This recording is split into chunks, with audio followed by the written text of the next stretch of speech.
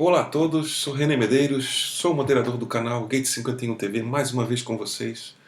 Hoje o tema do nosso vídeo é Nibiros, o astro X, não é? O tão famoso planeta vermelho, planeta chupão, enfim, tantas lendas e tantas teorias, não é?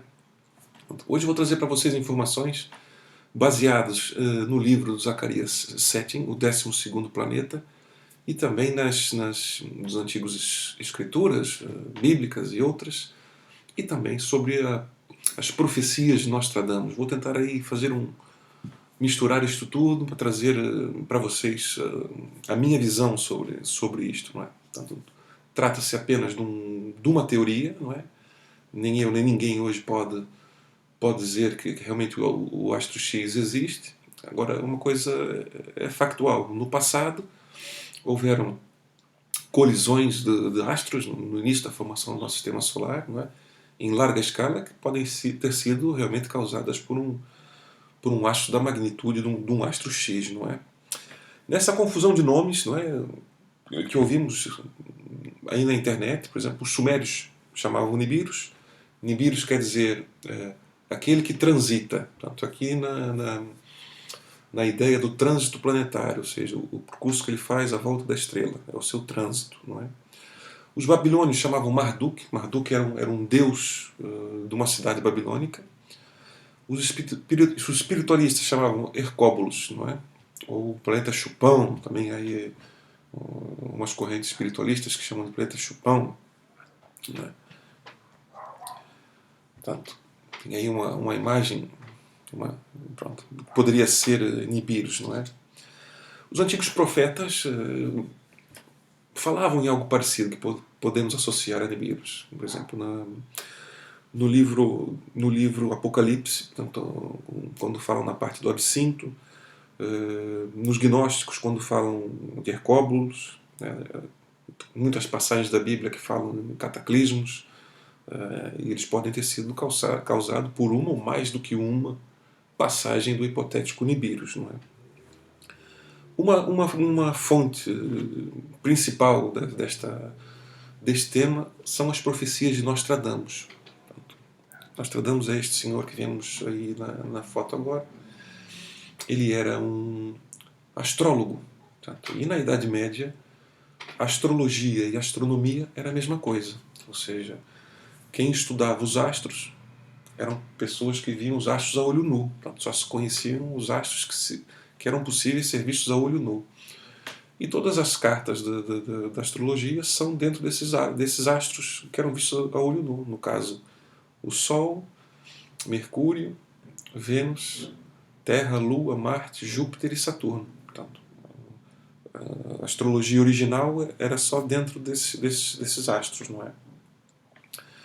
Então, Nostradamus era vidente e nas suas visões ele escreveu as suas centúrias, não é? Portanto, quadras onde ele descrevia as suas visões. Portanto, vou ler para não falhar aqui nada. Na sua centúria 3, na quadra 34, perdão, quando o Sol ficar completamente eclipsado, o monstro será visto em pleno dia. Mas o interpretarão de outra forma. Ninguém se preocupará com as despesas. Ninguém se proverá para elas. Portanto, o que é que eu posso aqui identificar dessa primeira quadra do Nostradamus? A única forma do Sol ficar completamente eclipsado é se houver um eclipse da Lua. Ou seja, se a Terra está aqui, o Sol está aqui, e se a Lua passar no meio e causar um eclipse total do Sol, poderíamos na Terra ver algumas estrelas que estão para trás do Sol. Ou seja, a volta da coroa do eclipse, podemos ver aí Nibiros, por exemplo, não é? O monstro será visto em pleno dia. Para ver em pleno dia tem que ser um eclipse lunar, não é? Um eclipse solar com a Lua à frente do Sol, perdão. Mas interpretarão de outra forma, ou seja, não vão dar importância, ou seja, vão achar que é uma coisa corriqueira. Ninguém se preocupará com as despesas e ninguém se proverá para elas, ou seja, ele virá com toda a força e ninguém, quando der fé, já não haverá nada a fazer. Na centúria 2, na quadra 43, ele diz assim: aparecerá no céu, no norte, um grande cometa. Portanto, aqui ele põe Nibiros como se fosse um cometa, um astro errante, não é? E especifica aqui o norte. Que norte ele está a falar aqui? Ele está a falar aqui o norte do horizonte celeste. Não é? O horizonte celeste na parte de cima, ou seja, nas estrelas que vemos na parte de cima do céu. Na Centúria 4, na quadra 30, ele fala: a Lua, devido ao novo corpo celeste, aproximar-se-á da Terra e do seu disco, que parecerá 11 vezes maior que o Sol, o que provocará as maiores marés e inundações. Ou seja, as alterações geológicas que Nibiros causará quando começar a entrar no sistema solar interior é o caos geológico. Portanto, para a Lua estar assim tão grande, ele é capaz de mudar o posicionamento da Lua e o mar pode dar a volta à Terra várias vezes. Portanto, é a Lua que nos controla as marés. Portanto, se afastar a Lua ou aproximar a Lua é o fim da vida na Terra. Não é? Pura e simplesmente isso. Noutra centúria, ele diz assim: o grande rei do terror virá dos céus. Ele virá no setentrião, não longe de Câncer, uma estrela cabeluda. Então, setentrião é o nome que se dá para o hemisfério norte do horizonte celeste. Não é? Não longe de Câncer e de uma estrela cabeluda. Estrela cabeluda tem a constelação de Leão. Portanto, o que Nostradamus está aqui nos dizer, está nos dar uma coordenada celeste. Ou seja, quando Nostradamus aparecer, ele vai aparecer entre Câncer e Leão. Portanto, quando aparecer ali alguma coisa, aí sim pode ser que seja Nibiros, não é? Portanto, os antigos só conheciam os planetas vistos a olho nu, não é? Portanto, detectar um planeta sem ser olho nu era praticamente impossível, a não ser se ele viesse realmente muito próximo, não é? Nesta imagem aqui temos mais ou menos uma ideia, um esboço do que poderia ser a órbita de Nibiros, segundo a profecia de Nostradamus. Portanto, ele teria que vir então, para ele não ser visto antes, não é? Já explico o porquê depois, ele teria que vir por uma órbita do polar, ou seja, pelo sul do Sol, não é? Vemos aí na imagem o plano da eclíptica, ou seja, os planetas estão aí como se fosse uma pista de carros de corrida, não é? Eles estão todos na mesma linha. Portanto, o Sol está aqui e os planetas estão todos a girar mais ou menos no mesmo plano. Esse plano chama-se o plano da eclíptica solar. Não é? E a órbita que sugere Nostradamus seria uma órbita polar, ou seja, ele veria de baixo para cima perpendicular à eclíptica. Daria aqui a volta ao Sol. Não é? E Nostradamus refere que só seria visível quando chegasse aqui no norte, né, nessa posição aqui entre o tal Câncer e Leão, e a Terra estando aqui, por exemplo, quando chegasse nesse ponto já começaríamos a ver. Só que entre aqui e aqui podemos estar a falar 12 meses. Porque, perdão, 2 meses. E não teríamos tempo para mais nada. Portanto, se for realmente um corpo celeste do tamanho de Júpiter, não há nada a fazer. Não tem como mandar um míssil para desviá-lo, que não vai, não é? Portanto, teríamos então muito pouco tempo para fazer o que quer que seja. Não é? A única hipótese de encontrar Nibiros nessa trajetória seria se tivéssemos um grande telescópio na Antártida, né? Virado para baixo. Aí sim poderíamos ver sempre um pontinho cada vez crescendo mais, crescendo mais, crescendo mais. Quer dizer que era um objeto que estava vindo nesta direção.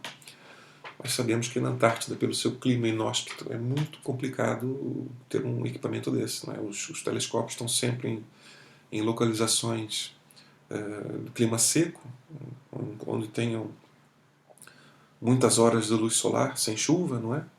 Tanto para poder ter visão do céu, tem que ser locais de pouca chuva, não é? Portanto, a única hipótese de existir Nibiros e nós não termos visto ainda seria esta órbita. Okay? Que fique isso bem claro. Agora, se Nibiros vier por uma órbita pela eclíptica, ou seja, como os outros têm a órbita, se Nibiru tiver uma órbita também da mesma forma, mais coisa, menos coisa aqui no plano da eclíptica, não é?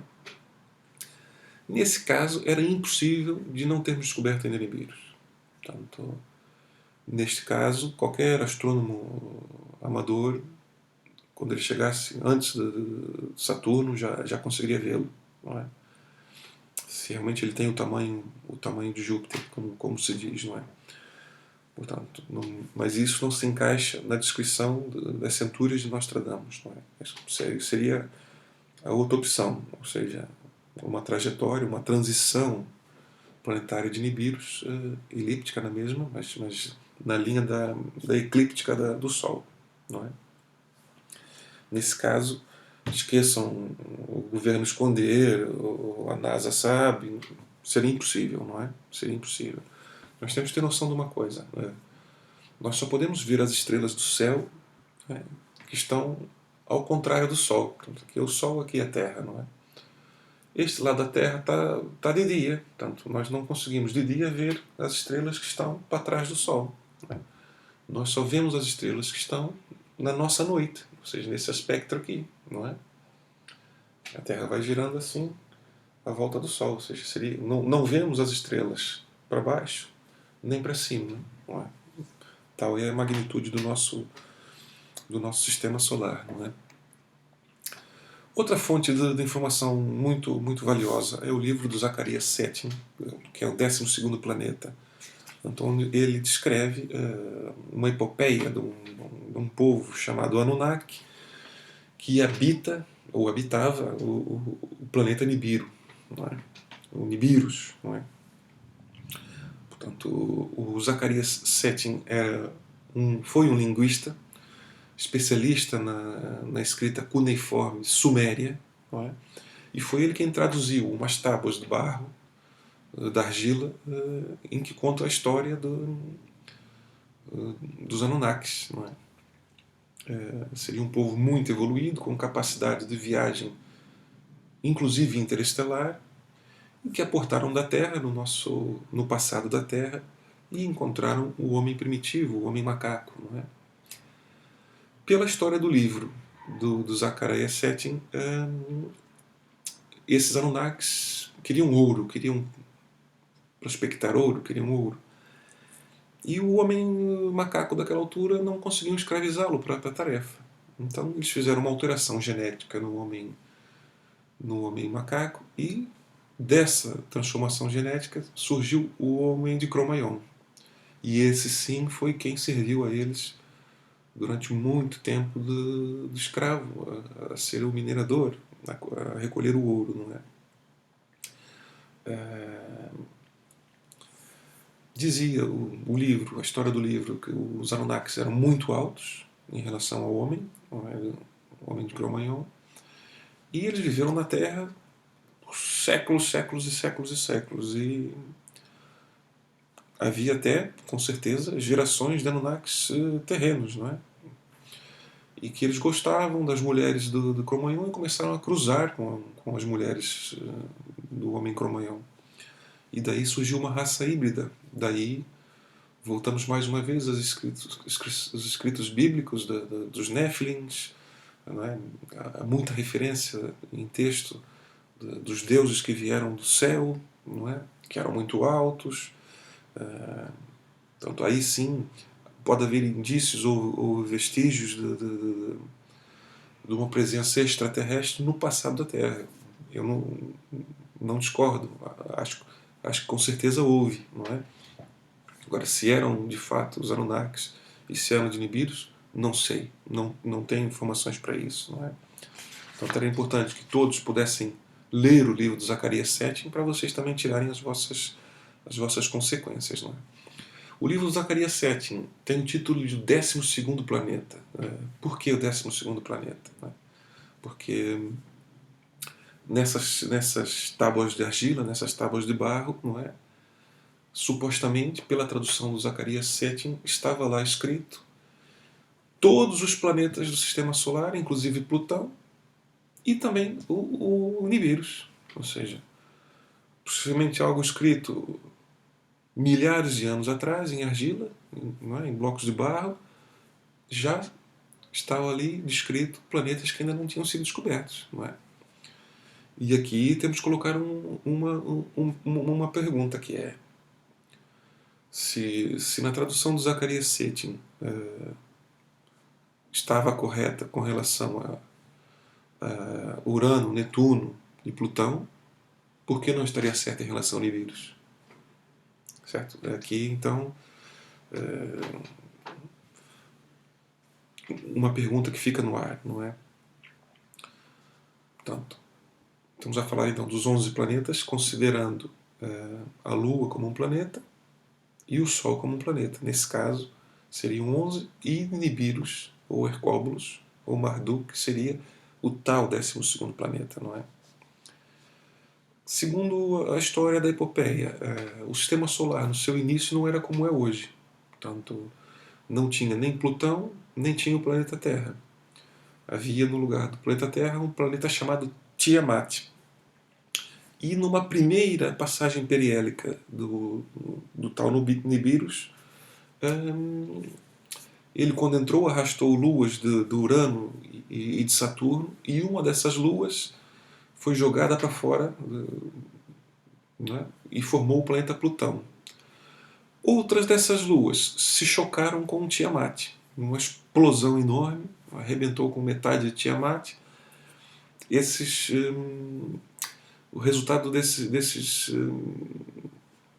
explosão formou então um cinturão de asteroides, não é? Que está entre Marte e Júpiter. Não é? O que restou do Tiamat foi novamente então formando a Terra. Numa segunda passagem, da suposta passagem do Nibiros, então, uma das luas que ele capturou acabou sendo capturada pela Terra e formou a nossa Lua. Não é? Portanto, está aqui sempre um debate.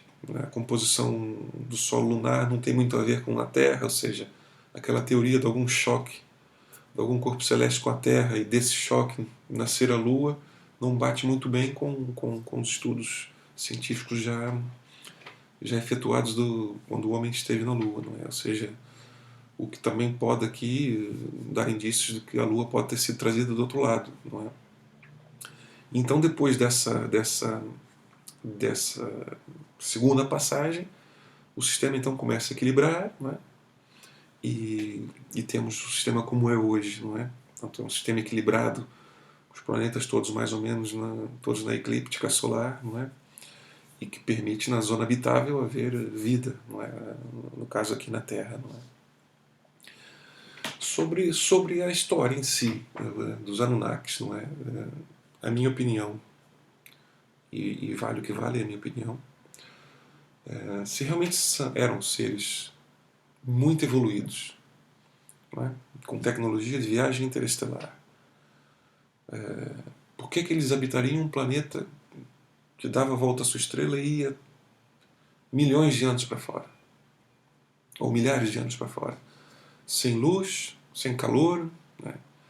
Eles teriam que viver no subsolo, teriam que ter uma produção de energia de alguma forma, não é?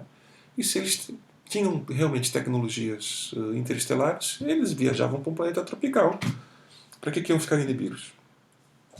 Passou, encontrou a Terra e ficavam na Terra. E Nibiru seguia o seu rumo, não é? Muito inóspito, não é? Se realmente ele tem ou tinha o tamanho de Júpiter, portanto a força G era muito grande, ou seja, alguém como eu de 100 quilos na superfície de Nibiros pesaria 3 toneladas, não conseguiríamos nos mover, a pressão atmosférica seria terrível. A pressão atmosférica em Júpiter, que é um gasoso, já é altíssima. Imagina num planeta sólido, para ver vida física, não é? Na concepção física da coisa, tem que ser um planeta sólido. Portanto, seria uma pressão que, se fôssemos nós lá, éramos esmagados pura e simplesmente, não é? Pela pressão atmosférica. Portanto, ou seja, cientificamente custa-me acreditar que possa, se ele existisse com essas condições, podia abrigar vida ou já ter abrigado vida antes, não é? Portanto, Outra dúvida, outra questão que fica no ar também.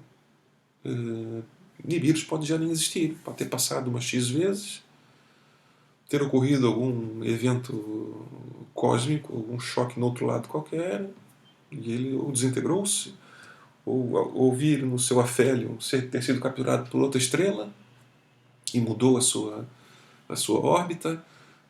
Enfim, ninguém garante que ele ainda possa existir, que ainda possa ter uma transição, seja de 6.000 anos, ou 3.600 anos, ou 5.000 anos, como várias teorias aqui dizem, não é?